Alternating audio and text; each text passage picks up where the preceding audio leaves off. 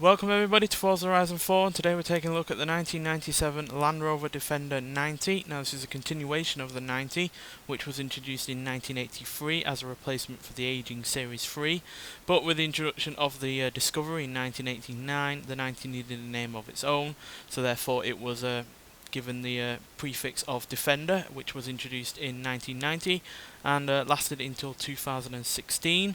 90 itself referred to the wheelbase of this car, which was 92.9 inches long. So yeah, it rounded it down to make it a bit more catchy. But there also was the 110 as well, which as you would have figured out, is a slightly longer wheelbase version of this. And yeah, this is actually the US spec version of the car, so it's left-hand drive, and yeah, it has the Rover V8 engine as standard, which unfortunately was only a special order in other territories. But yeah, it's a pretty good engine overall, to be honest. It's a 3.9 litre V8, producing 182 horsepower and 232 pounds-feet of torque. So yeah, easily the most powerful engine that you could generally get in a car like this. I know it says 4 litres on it, but it was actually 3.9. It was only ever rounded up to 4 litre to make it sound like it had a new engine later on in its life. And yeah, it's got a decent amount of power and horsepower and torque to it, which is what you need when you're off-roading.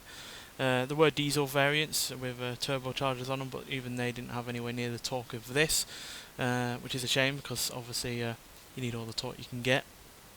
But this engine was quite thirsty for the time, which is why it wasn't anywhere near as popular in Europe as opposed to the turbo diesel engines. And yeah, interior wise, it's as hardy as you would expect an off-road car like this. As you can see, there's very little in the way here to get dirty or break down. The only real negative to this car in this version is that in fact it's got a 4-speed automatic gearbox, which yeah, you don't really want on a off-roader like this. Granted, you've still got your locking differentials, but I'm not sure if you have a low-range gearbox on a automatic version of this, which again is something that you need. Also don't like where the handbrake is, which is right near your right foot there, so yeah, it's not the most perfect interior ever, but it is an interior that you could live with, and yeah, certainly would be able to manage with any of the tough off-road elements that you're going to give it. And yeah, you can bring your friends around as well, as you can see. You got a passenger seat up front, obviously, and 4 passenger seats up back. But again, they do not look all that comfortable, to be honest. Now you could get this in a pickup version without the roof and obviously the rear door there, and still have the seats in it.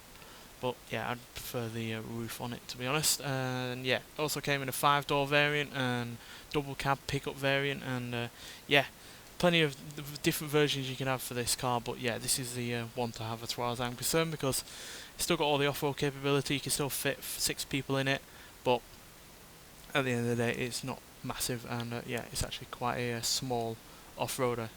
To put it into context, it's only about 12 inches longer than an original Mini, so yeah, not a massive car in any kind of way, especially in comparison to modern off-roaders. But nonetheless, let's get out onto the open road and see what this car can do. So yeah, despite having a fairly decent sized engine and a reasonable amount of horsepower and torque, because it's got that automatic gearbox and quite a lot of the weight for such a small car at 3,902 pounds, this is hardly a speed machine. But it does what you would expect it to do in terms of off-road capability, and it's still really rather reasonable to use on the road as well. But yeah, here is where this car really excels in terms of its off-road performance. And yeah, with the introduction of the 90 in 1983, this had some significant upgrades over the Series 3. It finally got coil springs over leaf springs, so not only did that improve the handling and the comfort, but it also made it more usable off-road, which at the end of the day is what you want.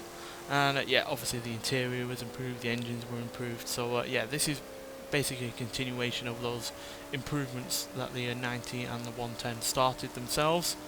And yeah, that's probably one reason why it lasted so long. 26 years is not a short time for a run-over vehicle whatsoever. And yeah, it kind of harks back to the typical British tradition of plenty of cars lasting way beyond their usual lifetimes. I mean, you look at the Mini, that lasted a good 50 years or so. Obviously it got changed over the time, but it really didn't grow in size. It didn't really change from the basic concept of that original car, and yeah, this is much the same as that. Because yeah, the whole reason why this is the last version of the US spec is because in 1998 regulations came into force that really wouldn't have been able to be implemented without major revisions, which would have cost a hell of a lot. So yeah, was probably past its prime even by the late 90s, but yeah, still a cracking car in its own right. And acceleration isn't half bad either. 0 to 60 in 10.2 seconds, 0 to 138.947 seconds, and it goes to top speed of 107 miles an hour. And quite frankly, I would not want it to go any faster than that, because yeah, short wheelbase, high centre of gravity, and quite soft suspension really wouldn't be all that nice to drive at any faster than that. And yeah, at the end of the day, it's not supposed to be a performance vehicle. It's not an SUV, because yeah, SUVs tend to be sporty. That's what they have in the name, sports utility vehicle. This is a classic 4x4, and yeah, it does everything you'd expect it to do, and yeah, does it really rather well, especially in comparison to other vehicles from the time. I'd certainly take this over a Wrangler from Jeep, which this was competing against in terms of being a bit more of an upmarket version of that car. And yeah, definitely take this over a Wrangler as far as I'm concerned. Whether or not that car's actually faster than this or not from the same kind of period, I don't know. We don't have a 90s Wrangler, unfortunately. But yeah, it's still a really, really solid vehicle in its own right. And yeah, proven in the fact that it lasted so long, and far longer than yeah, most other vehicles of its type ever have. Nonetheless, thanks for watching, and I'll see you in the next one. Bye.